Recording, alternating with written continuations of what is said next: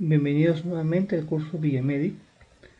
Continuando con enfermedades infecciosas, el tema a continuación es un tema un poco largo, bacilos gramnegativos.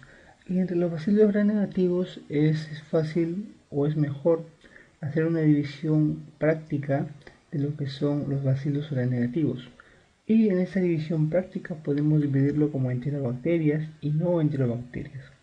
Dentro de las enterobacterias podemos dividirlas dentro de las comensales oportunistas y los patógenos verdaderos. Dentro de los comensales que pueden, oportunistas que pueden causar en algún momento una infección, van a estar la E. coli, la Klebsiella, el Enterobacter, la Serratia, el Proteus, la Providencia y la Morganella. Y dentro de los patógenos verdaderos, quiere decir los que van a causar infección, son la Shigella, la Salmonella y la Yersinia. Dentro de las características generales de las enterobacterias tienen como características que no forman esporas, a diferencia del Clostridium, que son anaerobios facultativos, quiere decir que pueden ser aerobios o pueden ser anaerobios en determinadas condiciones, y que muchos de ellos cuentan con cápsulas y con flagelos. Estas cápsulas le van a dar un poder antigénico y un poder de resistencia contra la fagocitosis. Cuentan con una endotoxina, que es un lipopolisacárido responsable en muchos casos de shock séptico. Dentro vamos a comenzar con la más conocida, la E. coli. La E. coli es la reina de muchas infecciones, así como el neumococo es el rey de las infecciones superiores, la E. coli va a ser la reina de las infecciones inferiores. Es un comensal del tubo digestivo que puede causar múltiples infecciones tanto intestinales como extraintestinales, y esto dependiendo de los factores propios del hospedador: inmunosupresión, anomalías anatómicas, colocación de dispositivos como sondas urinarias, etc. Puede entrar por diferentes vías, vía urinaria frecuentemente, pero también por vías biliares, y dentro de la clínica está presente o es la principal causa de infecciones tanto urinaria, biliar, intestinal, peritonitis espontánea en el paciente cirrótico, porque recordemos que en el paciente nefrópata la principal causa de peritonitis bacteriana espontánea va a ser el neumococo. Es principal causa de gastroenteritis, de infecciones neonatales, sepsis y meningitis neonatales junto con el Streptococcus agalactiae. Es la principal causa de bacteriemia y de sepsis, y dentro de otras causas podemos ver las causas de espondilodicitis secundarias a lo que son procedimientos quirúrgicos, es causa de neumonía, de accesos, etc. Dentro de la parte urinaria es el primer causante de infecciones urinarias tanto en el hombre como en la mujer, y está relacionado no con factores de riesgo que pueden ser la litiasis, las sondas urinarias o la actividad sexual. Puede causar cistitis como infecciones del tracto urinario bajo, o pielonefritis, infecciones del tracto urinario alto, incluso formando abscesos. Dentro de la parte biliar también es la principal causa de infección de las colecistitis y las colangitis. Y aquí podemos ver cuál es la principal causa de infección en la E. coli: colecistitis, infecciones intestinales, perforaciones intestinales, peritonitis bacterianas espontáneas, cistitis o pielonefritis.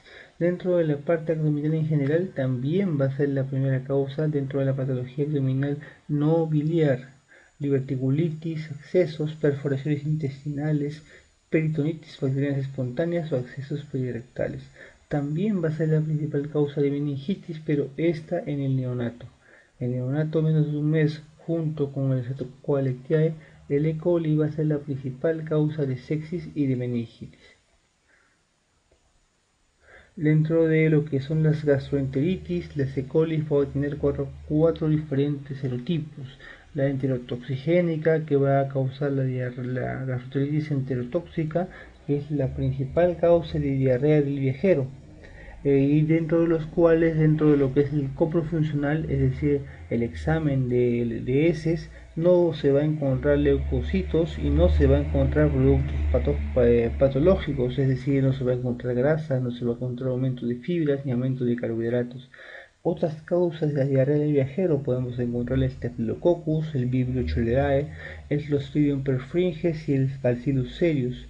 Es importante conocer que en las gastroenteritis por E. coli enterotoxigénica la diarrea va a ser un tipo secretora. No va a haber lesión en lo que es el enterocito ni en las microbiosidades, solamente va a haber un aumento de producción de agua a través del intestino y eso es la causa de la diarrea. A diferencia de la enteropatógena, la E. coli enteropatógena, causante de la gastroenteritis que lleva su mismo nombre, destruye las vellosidades del enterocito y con eso va a causar lesión celular, pero sin invadir la célula. Es principalmente esta diarrea presente en lactantes y en países en vías de desarrollo.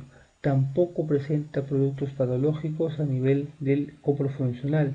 La E. coli enteroinvasiva, ¿no?, causante de la diarrea con su mismo nombre, como su mismo nombre lo dice, enteroinvasiva, o sea que invade la mucosa. Si invade la mucosa va a causar daño en esta mucosa, va a causar producción de sangre y productos patológicos. Causa fiebre, causa alteración en la absorción de diferentes nutrientes como carbohidratos, como grasas, como fibras, encontrándose estas en lo que es el coprofuncional y asimismo va a presentar diarreas disentéricas con rasgos de moco y rasgos de sangre.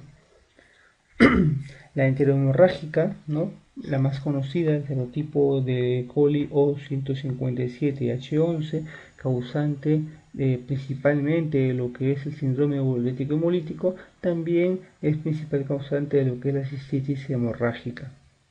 Otras causantes de diarreas enteroinvasivas, al igual que la E. coli, que producen diarreas disentéricas, va a ser en la cabeza el Campylobacter jejuni, la Shigella, la Salmonella, el Clostridium difficile, la Yersinia enterocolítica y el Vibrio parhaemophilus. Dentro de lo que es la clínica, sigamos viendo la sepsis y shock séptico, básicamente por el lipopolisacárido presente en lo que es la pared de la E. coli, como toda bacteria negativa, que van a activar tipo de receptores llamados like receptor, los receptores tipo TOL, que van a ser causantes de lo que es a través de su lipopolisacárido toda la patogenia de la sepsis. Neumonías nosocomiales, principalmente las cintas hospitalarias asociadas a ventiladores. Básicamente, en este caso, las E. coli van a ser un agente principal junto con los estafilococos y con las pseudomonas. El tratamiento para el E. coli, básicamente, como todo bacilo gram negativo, va a ser sensible en muchos de estos casos a cefalosporinas de tercera generación, como la cefotaxima, la ceftriaxona. También puede ser sensible a Astronam y a carbapenems. Los aminoglucósidos como cobertura que tienen de negativo son muy buenos contra este tipo de infecciones, sobre todo en infecciones de vías urinarias, no siendo buena en vías biliares porque no hay llegada de los aminoglucósidos a las vías biliares. Los aminoglucósidos asimismo tienen una sinergia muy importante con los beta-lactámicos para gram negativos, así como lo tienen para el Staphylococcus aureus. Dentro de lo que son los cuadros de enteritis o cistitis leves, las quinolonas también pueden ser una buena opción contra la E. coli. Lo malo es que las quinolonas ya han desarrollado una gran resistencia, o las E. coli han desarrollado una gran resistencia a estas quinolonas. El cotrimoxazol dentro de lo que son vías urinarias también ha sido víctima de una gran resistencia por parte de la E. coli, tanto que ya no se usa actualmente el cotrimoxazol a pesar de que algunas guías americanas lo siguen promoviendo. La fosfomicina y la nitrofurantoína son antibióticos antiguos, ¿no?, que se estuvieron utilizando mucho en la década del 80 y que se fueron retirados por aumento de resistencia. Actualmente, como las cepas han mutado tanto, ya han perdido esta capacidad de resistencia ante la fosfomicina y la nitrofurantoína.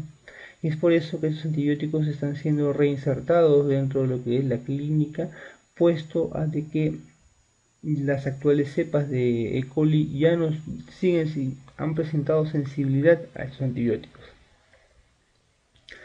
Sigamos con el estudio de los patógenos comensales. Básicamente aquí vamos a ver la Klebsiella, la Enterobacter, la Serratia. La Klebsiella básicamente como causante dentro de la neumonía, de las neumonías nosocomiales habitualmente, neumonías que se suelen observar en los pacientes alcohólicos y siendo la primera causa de neumonía en el alcohólico junto con el neumococo. Itus también frecuentes en los pacientes con Klebsiella e infecciones intraabdominales y sepsis. El tratamiento es muy similar a lo que es la E. coli, como todo enterobacteria. El Enterobacter también tiene una clínica muy similar a la Klebsiella, puede ser causante de lo que son las infecciones de los discos vertebrales como las espondilodicitis. También pueden encontrarse en infecciones por contaminaciones de dispositivos extracorporales como vías periféricas, sondas urinarias, etc.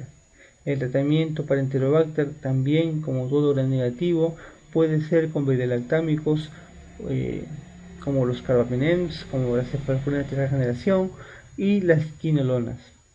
La Serratia también causante de infecciones nosocomiales, neumonías asociadas al ventilador, junto con lo que son las pseudomonas. También pueden causar ITU en pacientes muy comprometidos y con la de inmunidad bastante bien a menos. Puede causar osteomelitis, pero esos son casos raros, y endocarditis en pacientes que usan drogas por vía parenteral, pero estos casos son muy raros. Es más frecuente ver una endocarditis por pseudomona, que también es raro, pero es más frecuente verla por este germen que por Serratia. El tratamiento para la Serratia básicamente beta-lactámicos como los carbapenems o aminoglicósidos. El granuloma inguinal o donovanosis causada por un agente que es la Klebsiella granulomatis, antes llamada Calinobacterium granulomatis. Este granuloma es una enfermedad de transmisión sexual que básicamente se da en hombres causando úlceras indoloras con un fondo granulomatoso, no presentando adenopatías. El diagnóstico básicamente a nivel histológico, buscando los cuerpos de Donovan intracelulares, y el tratamiento básicamente en este caso son la citromicina o las tetraciclinas como la doxiciclina. El Proteus, la Providencia y la Morganella, ya para acabar lo que son las enterobacterias, ahí tenemos las que producen el ITU. El Proteus es el principal causante de ITU en pacientes diabéticos. Alcalinizan el pH de la orina y esto al desdoblar la urea forman cristales de struvita y pueden formar litiasis o cálculos cuyo componente es el fosfato amónico magnésico. El tratamiento del Proteus básicamente va a consistir muy similar a lo que es la E. coli, tanto con beta-lactámicos como quinolonas, como fosfomicina o como nitrofurantoína. El Proteus, la Providencia y la Morganella tienen el mismo tipo de tratamiento.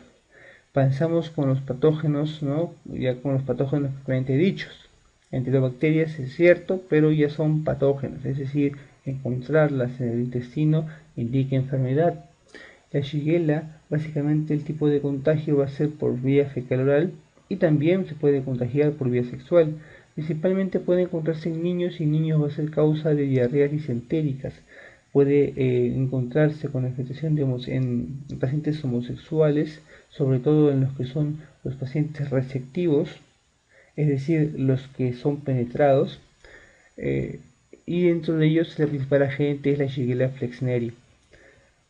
La bacteriemia en pacientes con VIH, pacientes lactantes y pacientes malnutridos puede encontrarse como agente la Shigella. No presentan estado de portador, quiere decir que el paciente que tiene la bacteria adentro es paciente con enfermedad. Necesita un inóculo muy escaso para producir una infección y sobrevive muy bien a lo que es el pH ácido del estómago cuando se adquiere por vía fecal oral. Tiene una afectación doble, invade la célula a través del colon distal y produce toxinas, la toxina Shiga, que puede provocar un síndrome urémico hemolítico. Dentro de su clínica vamos a ver básicamente las colitis que se presentan con diarreas acuosas, con dolor intestinal marcado, o dolor abdominal marcado, más fiebre. Y como son diarreas invasivas, van a causar disentería. Es una disentería basilar en la cual las heces salen con sangre, moco y pus, y con un intenso dolor abdominal, distensión de la misma y fiebre. Complicaciones de las colitis por Shigella van a ser el síndrome urético hemolítico, el síndrome de Reiter, que es una poliartritis reactiva, y esto básicamente dado por la Shigella flexneri, o también pueden ser causantes de megacolon tóxico, esto en el diagnóstico diferencial con los Clostridium difficile. El diagnóstico básicamente de Shigella va a estar dado por examen de heces. Tenemos que aislar al microorganismo y por colonoscopía para poder diferenciarlo de las enfermedades inflamatorias intestinales como el Crohn o como la colitis ulcerativa. El tratamiento básicamente va a estar dado para las quinolonas y los beta-lactámicos como la ceftriaxona o la cefatoxima. No se usan antiperistálticos en diarreas por Shigella, es decir, no se usa loperamida ni ningún anticolinérgico si presentase disentería.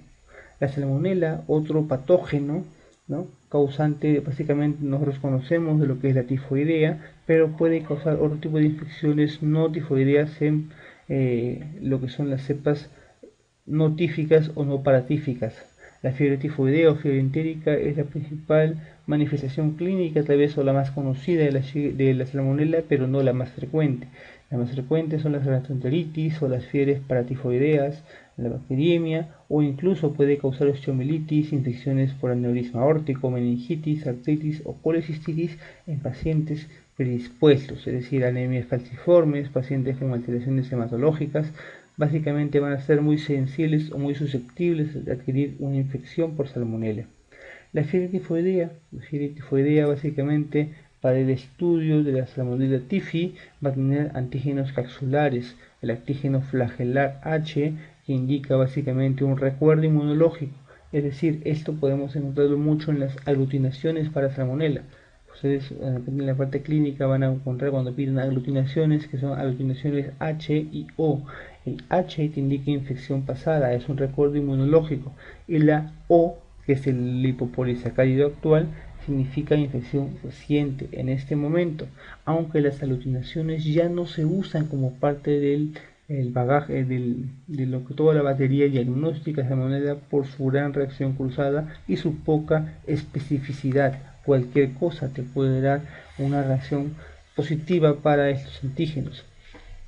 Se necesita mucho inóculo bacteriano para poder ser infectado por salmonella, a diferencia de la Shigella, más o menos 10 a las 5 bacterias. El contagio fecal oral de alimentos es el más frecuente y en ellos sí puede haber estado de portador, a diferencia de la Shigella. Entonces, características muy importantes de diferenciar con la Shigella es de que en la salmonella sí puede haber estado de portador, sobre todo en pacientes con litiasis vesicular, y requieren mucho inóculo para poder causar infección, a diferencia de la Shigella. La patogenia, básicamente, como es fecal oral, llega hasta el hilo distal, hace una reacción con los folículos linfáticos, causando una bacteriemia asintomática, y por vía hematógena llega a lo que son los órganos del res, y de ahí causa bacteriemia en ondas. La fiebre tifoidea, característicamente dada en la primera semana por una fiebre prolongada, malestar general, cefalea, una lengua saburral con dolor abdominal y esplenomegalia por compromiso del res, que en la siguiente semana puede evolucionar a una fiebre continua con presentaciones cutáneas como una rociola tífica, es poco vista actualmente, con estreñimiento en adultos y diarrea en niños. A las 2 semanas de inicio del cuadro es frecuente ver las complicaciones propias de la salmonella como perforación intestinal o obstrucción intestinal, siendo causante también de perforación y de hemorragias intestinales. También puede causar manifestaciones neurológicas o multisistémicas. El diagnóstico básicamente va a ser clínico. Un paciente con fiebre tifoidea va a tener una fiebre con bradicardia y con leucopenia, ¿no? A diferencia de lo que causaría muchas infecciones bacterianas, más o menos en un 25% de los pacientes se va a encontrar leucopenia con desviación izquierda. El método más efectivo para poder diagnosticar en cualquier etapa de la salmonela es el mielocultivo. Dentro de la primera semana se puede tentar al hemocultivo con una gran sensibilidad y especificidad. En la primera semana el 90% de hemocultivos salen positivos, pero estos decrecen durante la evolución de las semanas. El 75% salen positivos en la segunda semana y el 50% en la tercera semana. El coprocultivo solamente se va a observar a partir de la tercera semana, es decir, cuando ya empiezan a aparecer las complicaciones. Pero el mielocultivo es en el 90% de ellas. Entonces, en un paciente con fiebre tifoidea, el mejor método diagnóstico va a ser el mielocultivo. La serología, como dijimos, ya está en desuso. Y el tratamiento básicamente va a consistir en lo que son la ceftriaxona y las quinolonas. Antes se podía usar el cloranfenicol como parte del tratamiento para la fiebre tifoidea. Actualmente se usan estos dos antibióticos, aunque el cloranfenicol también está regresando con fuerza en tratamientos para fiebres tifoideas. El estado de portador crónico es existente cuando tienes la eliminación de esta bacteria por las heces por un año, y en estos casos los pacientes deben recibir tratamiento por más largo tiempo. Normalmente el tratamiento para salmonella son de 10 días, pero en pacientes portadores crónicos el tratamiento debe alargarse hasta 4 meses aproximadamente, y si en caso presentan cálculos biliares, estos tienen que ser operados. Otro tipo de salmonelas que pueden causar infecciones básicamente gastrointestinales, vamos a encontrar las que tienen como reservorio las gallinas, los pollos, los huevos, como la gallinarum. Este tipo de salmonela no suele causar o no suele tener características inflamatorias de las heces. El diagnóstico básicamente es por coprocultivo y no requiere antibióticos para poder tratarla, solamente medios, lo que son medidas generales. La fiebre paratifoidea, una fiebre muy similar a la tifoidea, causada por la salmonella paratifia. La bacteriemia, la más frecuente, todas ellas causadas por la salmonella chuleraceus. Esto más que todo en inmunodeprimidos, en pacientes con SIDA o con enfermedades hematológicas como la leucemia, la drepanocitosis o la esquistosomiasis. Puede causar también osteomielitis, artritis, infecciones aneurismáticas, meningitis o colestitis en pacientes que tienen una inmunosupresión marcada, básicamente de tipo humoral. La Yersinia enterocolítica causada lo que es la peste negra, ¿no? El principal transmisor de esta es la pulga de la rata. Podemos tener formas bubónicas, formas septicémicas, formas neumónicas, y la forma bubónica es la principal causa de la peste bubónica, que causó gran muerte en lo que era la Europa antigua, caracterizada por ganglios grandes que se asemejaban a los bubones, ¿no? Y de localización básicamente inguinal, y que evolucionaban a sepsis, causando algunas lesiones tipo necróticas en la piel, y es por eso que se le llamó la peste negra. La forma septicémica y la forma neumónica también son características de la Yersinia pestis, al igual que las meningitis. La principal transmisión de este tipo de Yersinia va a ser básicamente por transmisión aérea o secundaria a una bacteriemia. Los hemocultivos y la aspiración de los bubones van a ser la forma diagnóstica, y el tratamiento para una Yersinia enterocolítica básicamente va a estar dado por aminoglicósidos. También puede utilizarse tetraciclinas, ¿sí? Puede utilizarse tetraciclinas, cloranfenicol o en algún caso quinolonas. Las ileitis terminales dadas por las yersinias enterocolíticas van a afectar básicamente lo que es la fosa ilíaca derecha, causando lo que son sigmoiditis o colitis. Ahora repasemos un poco las que son las no enterobacterias. Dentro de las no enterobacterias vamos a hacer un repaso rápido de estos tipos de bacterias. Muy pocos han venido en exámenes tanto de ENAN, de internado o de residentado, pero es importante tener un conocimiento básicamente puntual de este tipo de bacterias. El Haemophilus es ya un germen conocido van a tener formas capsulares y formas no capsulares, y dentro de ello es importante conocer para poder diferenciarlo en tipificables o no tipificables. Las que no tienen cápsula mayormente son no tipificables y las que tienen cápsula son las tipificables. La Haemophilus influenzae capsulado tipo B es el principal causante de lo que son las meningitis en niños, que actualmente han disminuido en su incidencia debido básicamente a la vacuna. Las neumonías también son causantes, son las infecciones en los pacientes con EPOC, básicamente en estos pacientes con hemófilos no tipificables. La epiglotitis, esto cuando veamos la parte de pediatría, la principal causa de la epiglotitis fue la Haemophilus influenza. Y ya con el inicio de la vacuna, ya los cocos gram positivos han causado o han retomado la punta en esas infecciones de vías respiratorias altas en niños pequeños. Otras infecciones que puede causar el hemófilo son las meningitis, son las celulitis o las artritis. Los no capsulados también pueden causar infecciones en vías respiratorias altas, faringitis, sinusitis, conjuntivitis, etc.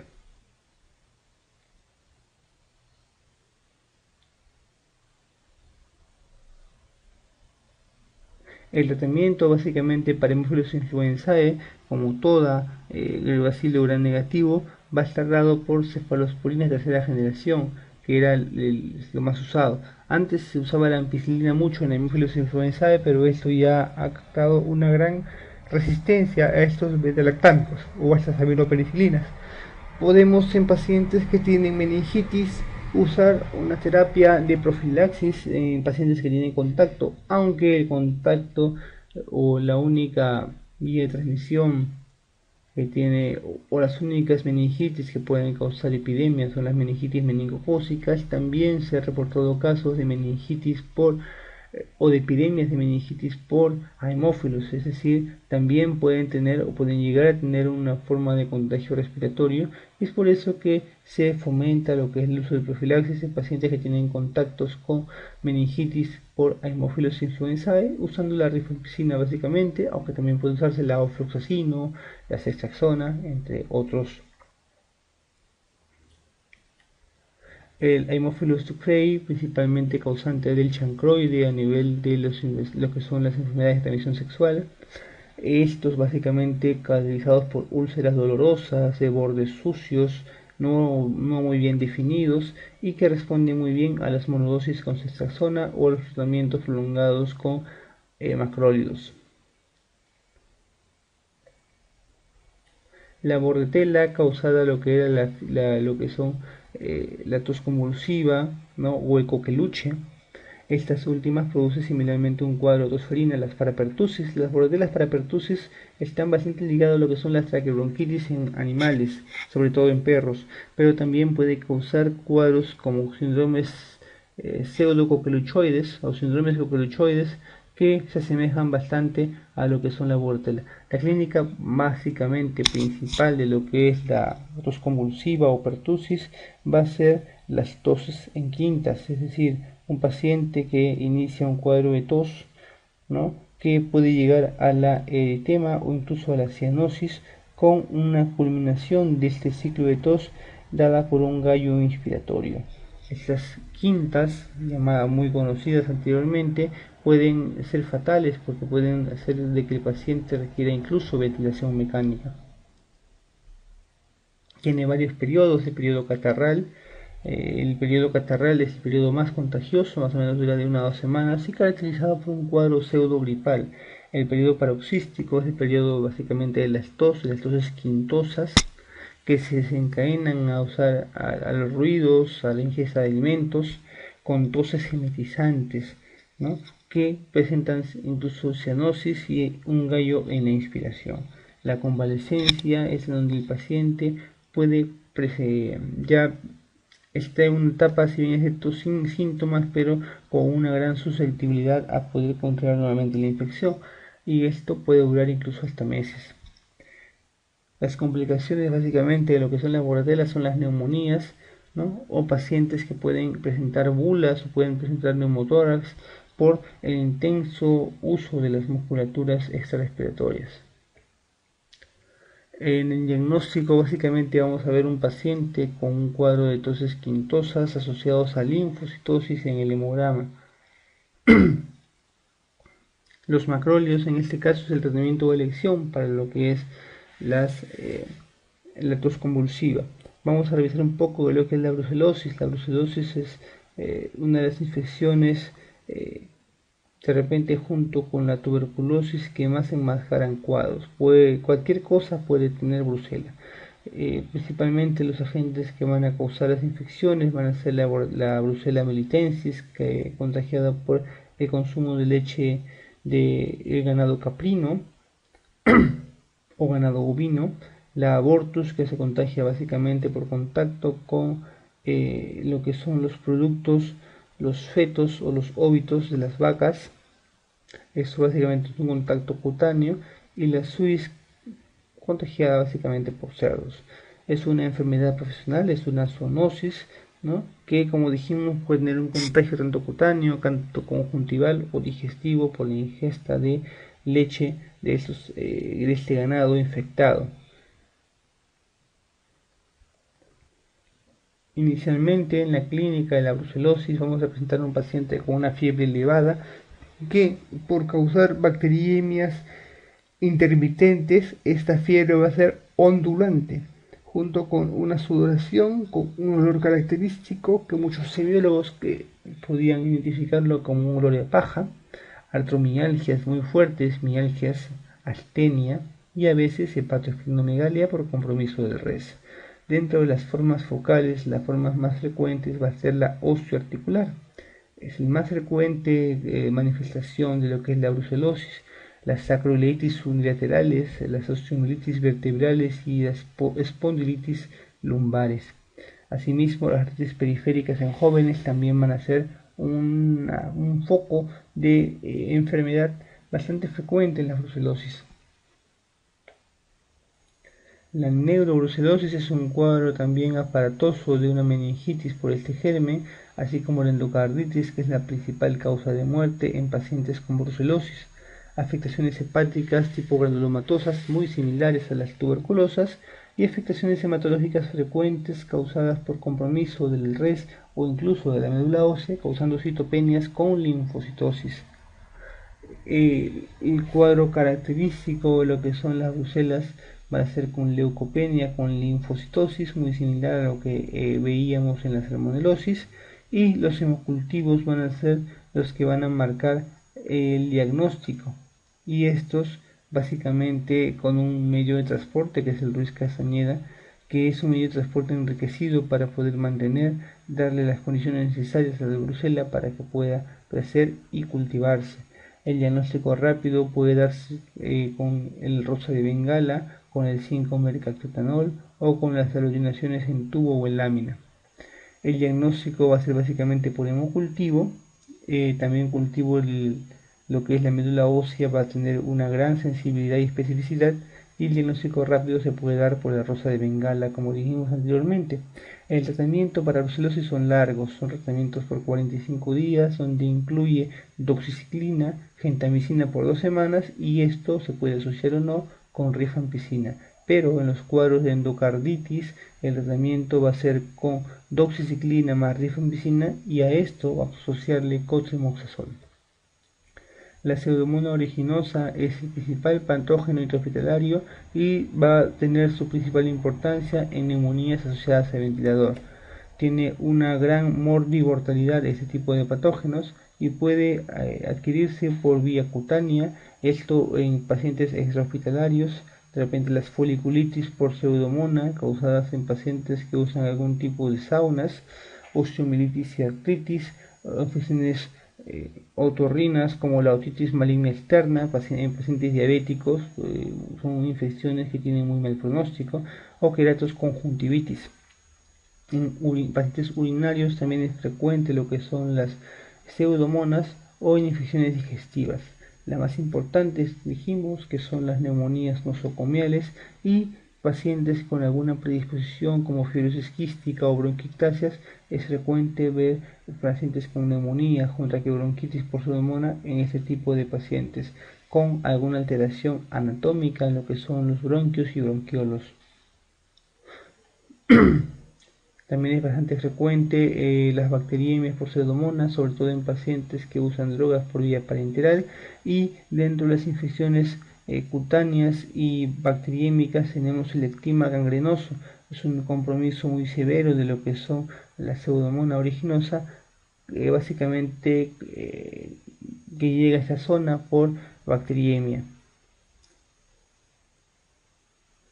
Dentro del tratamiento para pseudomonas aeruginosa tenemos que usar beta-lactámicos antipseudomónicos como la piperacinato azobactam, como la ceftazidime, el cefepime, la cefoperazona, los monoglutàmicos como el astronam, los carbapenémicos como el imbenen, el meropenem, no el ertapenem no cubre pseudomonas, el dolipenem, que es el más específico para pseudomonas y el que tiene mejor respuesta. Las quinolonas, principalmente el ciprofloxacino, puede cubrir muy bien la pseudomonas, y los aminoglicósidos. Es importante saber que, si bien esto no se ha demostrado al 100%, en un paciente con pseudomonas casi nunca se usa monoterapia, se usa 2 fármacos para poder evitar la resistencia. Dentro de lo que son las mordeduras y los arañazos por perros, gatos, tenemos principalmente lo que son la Pasteurella multósida, que se contagia por mordeduras de perros o gatos. Dentro de lo que es la Bartonella henselae, la enfermedad por arañazo de gato o linforeticulosis benigna, estos tipos de gérmenes que son propios de las Bartonellas pueden contagiarse por arañazos o lamidas de animales como el gato, que tienen este tipo de germen en lo que son las garras y lo que son la lengua.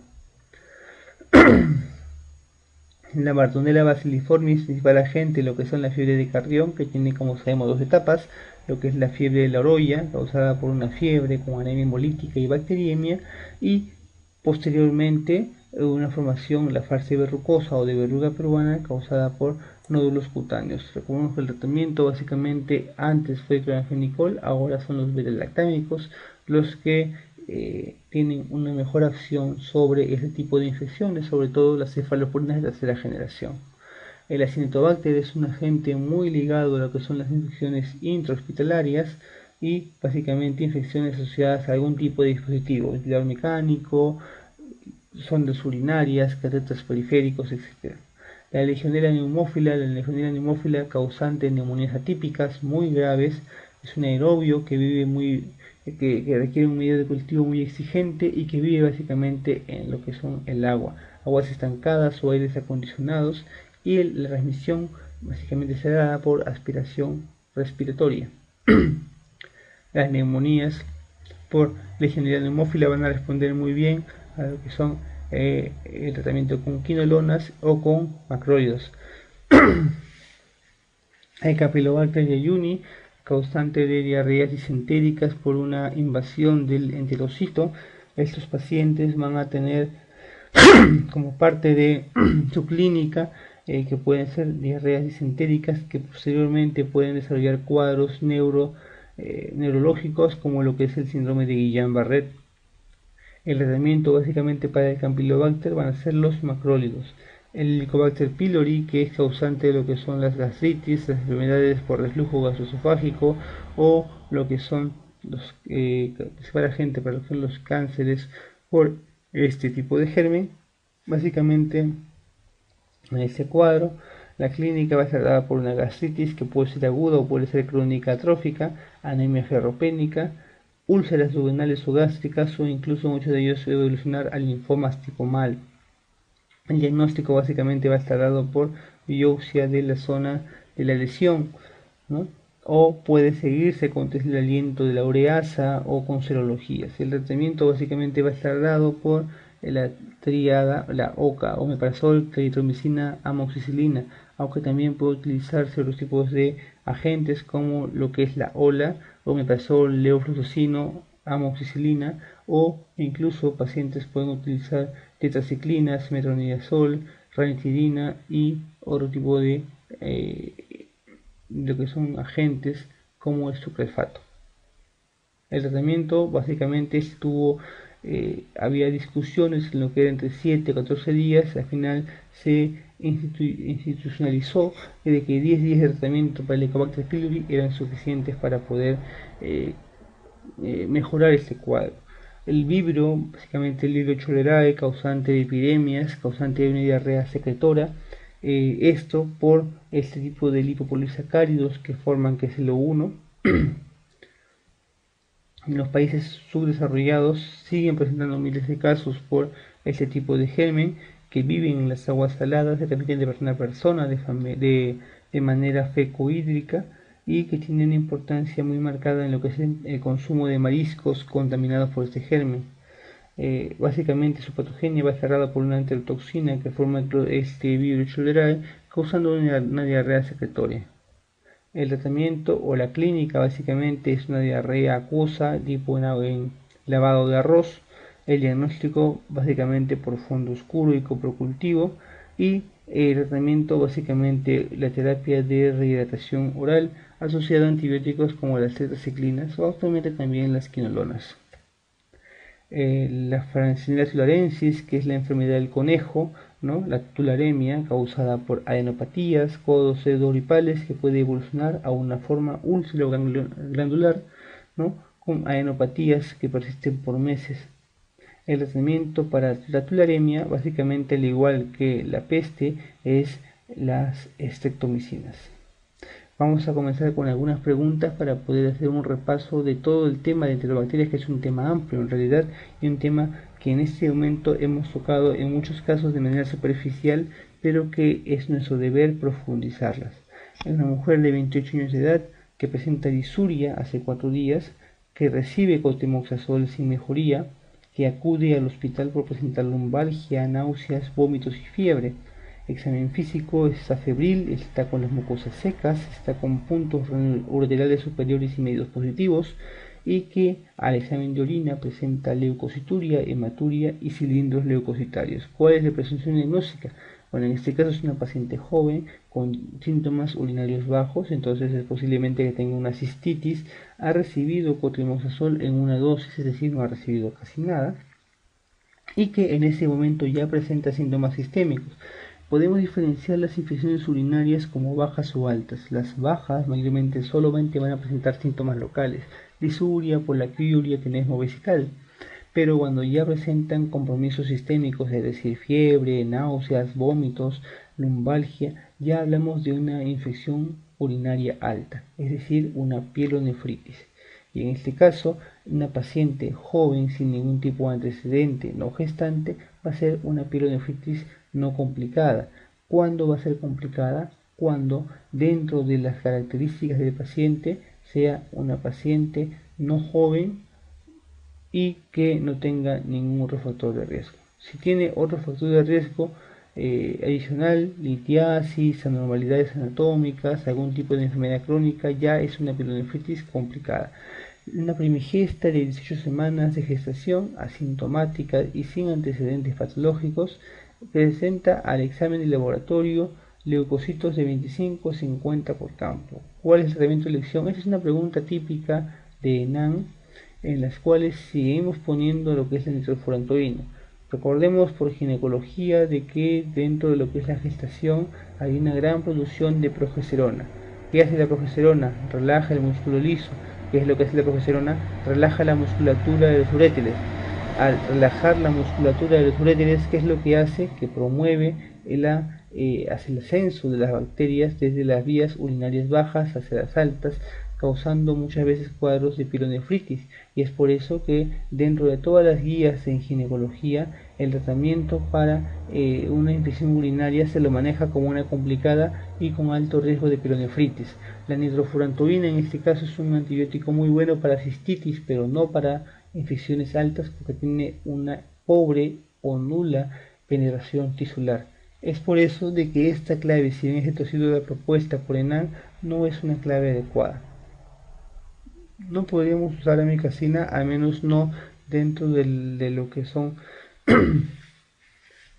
las guías anteriores, las que todavía siguen vigentes para este tipo de exámenes, porque tiene un cierto grado de teratogenicidad con alteración del oído medio a nivel de los fetos, que actualmente se ha demostrado de que no, al menos no en el segundo ni en el tercer trimestre pueden causar este cuadro. La ciprofloxacina no se usa por lo que sea teratogénica, al igual que lo que es la norfloxacina.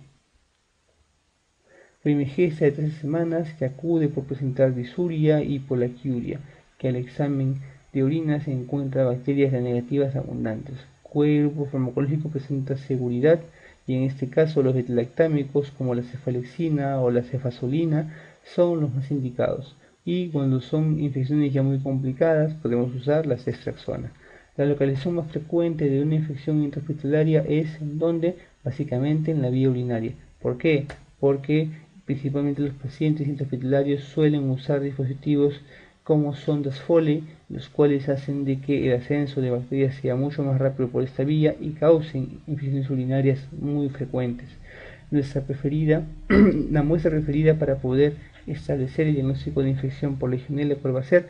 Bueno, en este caso es muy importante saber de que al igual que el neumococo, la Legionella bota un antígeno a través de la orina y es este antígeno el que puede detectarse para poder determinar infecciones por Legionella. Paciente con fiebre, cefalea de 3 semanas, evolución, que presenta abruptamente dolor abdominal con abdomen en tabla. El diagnóstico más probable es perforación intestinal secundaria A.